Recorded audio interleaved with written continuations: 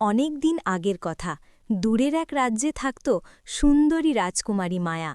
তার বাবা বুড়ো রাজা হঠাৎ ভয়ঙ্কর অসুখে পড়ে যান। রাজ্যের বৈদ্য জানালেন রাজাকে বাঁচাতে হলে কেবলমাত্র অরণ্যের গভীরে থাকা এক জাদুকরি ঔষধি ফুল আনতে হবে। কিন্তু সেই অরণ্য ছিল ভয়ঙ্কর। সবাই তাকে বলতো ভয়ার্ত জঙ্গল, কারণ সেখানে বাস করত এক ভয়ঙ্কর রাক্ষস। কারো সাহস হতো না সেখানে পা রাখার। তবুও রাজকুমারী মায়া বাবার জন্য নিজের প্রাণের ভয় ভুলে একাই অরণ্যে পা বাড়াল। ঘন অন্ধকারে কুয়াশায় ভরা গাছের ফাঁকে যখন সে সেই জাদুকরি ফুল খুঁজে পেল, ঠিক তখনই বিশাল রাক্ষস সামনে এসে দাঁড়াল। সে গর্জে উঠল, কে এসেছ আমার রাজ্যে? রাজকুমারী কাঁপতে কাঁপতে বলল, আমার বাবা মরণাপন্ন, আমি শুধু ওষুধ নিতে এসেছি।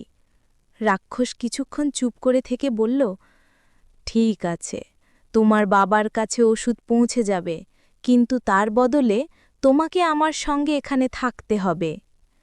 রাজকুমারী রাজি হল। রাজ্যে ফিরে গিয়ে ফুল পাঠিয়ে দিল বাবার জন্য। রাজা সুস্থ হলেন, আর মায়া প্রতিজ্ঞা মতো রাক্ষসের কাছে রইল।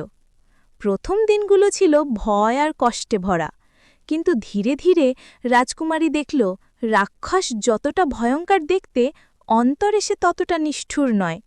তার একাকিত্ব, দুঃখ সব মায়ার চোখে ধরা পড়ল।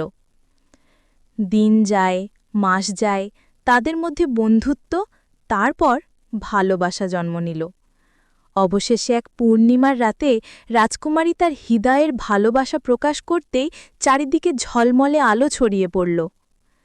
রাক্ষস আসলে কোনো দানব নয়, সে ছিল এক অভিশপ্ত রাজপুত্র অরণ্যেশ।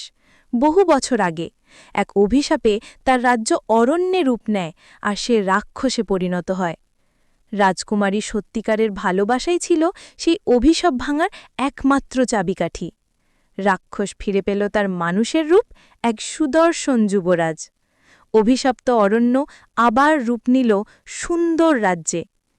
এরপর সবার আশীর্বাদে রাজকুমারী মায়া আর যুবরাজ অরণ্যেশের বিয়ে হল। দুই রাজ্য এক হয়ে গেল এবং তাদের প্রেম কাহিনী রূপকথার মতো যুগ যুগ ধরে মানুষের মুখে মুখে বেঁচে রইল।